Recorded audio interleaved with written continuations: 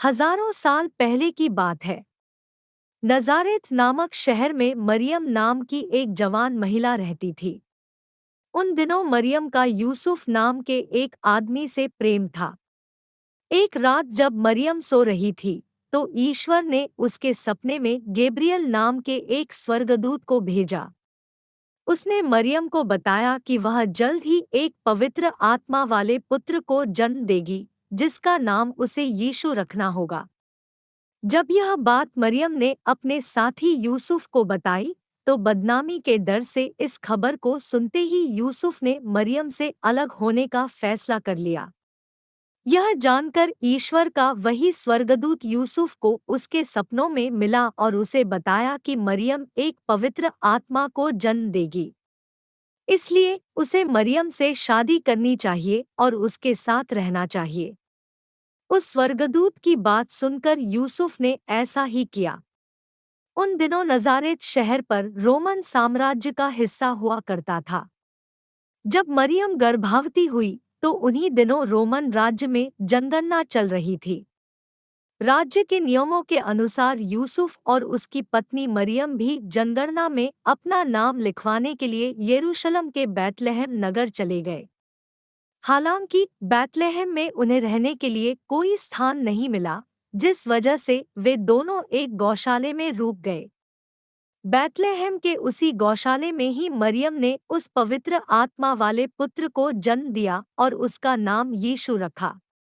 जब उस गौशाले में अपने जानवरों की देखभाल करने के लिए एक चरवाहा आया, तो ईश्वर के दूतों ने उसे बताया कि उसका उद्धार करने वाला बैतलहम में आज पैदा हुआ है।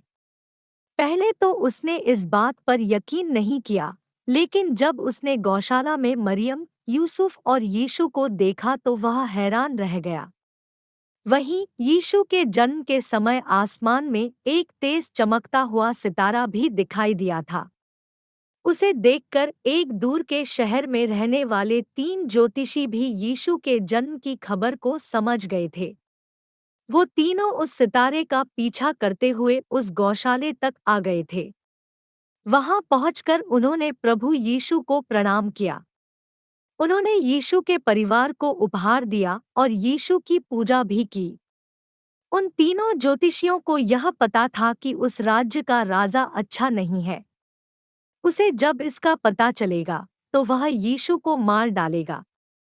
इसलिए किसी ने भी राजा को यीशु के जन्म के बारे में नहीं बताया।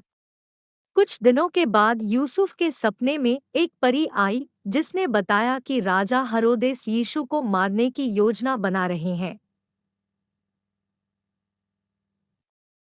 इसलिए वह अपनी पत्नी मरियम व पुत्र यीशु के साथ मिस्र चला गया। वहीं जब दुष्ट राजा हेरोदेस को यीशु की कोई जानकारी नहीं मिली, तो उसने बैतलहम के सभी छोटे बच्चों को मारने का आदेश दे दिया। हालांकि इस दौरान उस दुष्ट राजा की मृत्यु हो गई। इसके बाद यीशु ने अपने परिवार के साथ मिस्र को छोड़ दिया और तीनों ने इज़राइल की यात्रा की। इसके बाद उन्होंने अपना पूरा जीवन नजारेत में गुजारा। कहानी से सीख। ईसा मसीह की कहानी हमें यह सीख देती है कि बुराई की कभी जीत नहीं होती है। बुरे लोगों का विनाश करने के लिए ईश्वर हमेशा किसी न किसी रूप में धरती पर आते हैं।